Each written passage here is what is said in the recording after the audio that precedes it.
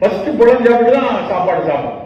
ஆனா நம்ம தலைகீழ நடப்போம். நீங்க கல்யாண வீட்டுல போங்க, கல்யாண வீட்டுல தாண்டி வெளியே தனியா பந்தல் போட்டு டெசர்ட் அப்படின்னு வச்சு பழத்தை வச்சிருப்பாங்க. முதலில் தான் பழம் சாப்பிடணும். பழம் அது ஆசார கோவை என்று தமிழ் இதுல ஒரு புத்தகம் உண்டு. அதுல முதல் வரி சொல்லுவாங்க, தலை தித்திப்பு கடை கைப்பு.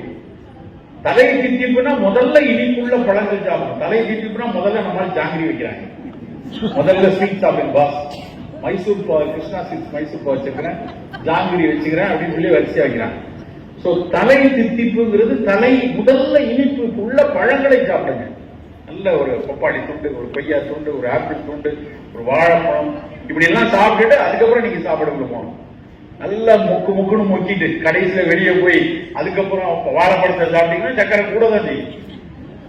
அது ஒரு சரியான ஒரு பார்வை இல்லை. தலை தித்திப்பு கடைசியா கசப்பு தான் இருக்கும் வாயில, லாஸ்டா கசப்பு. அதனாலதான் கடைசியில் தாம்பூலம் தரிக்கிறாங்க. அதுல கசப்பும் தோறுப்பும் தான் இருக்கும் கடைசியா. வெறும் வெற்றிலையில பாக்கு சாப்பிடும்போது பாக்கு தோறுப்பு, வெற்றிலை கசப்பு, அது ரெண்டும் சேர்ந்த உணவு தான் கடைசியா பிடிக்கணும்.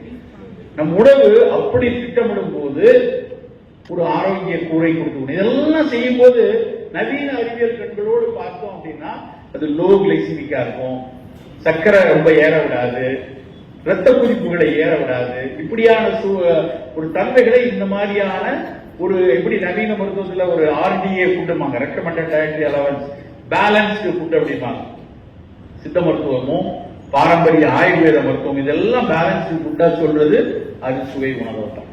அந்த உணவை இனிப்பு உப்பை குறைத்து, கசப்பு துவர்ப்பை கூட்டி, புளிப்பு காரத்தை மிதமாக எடுப்போம்.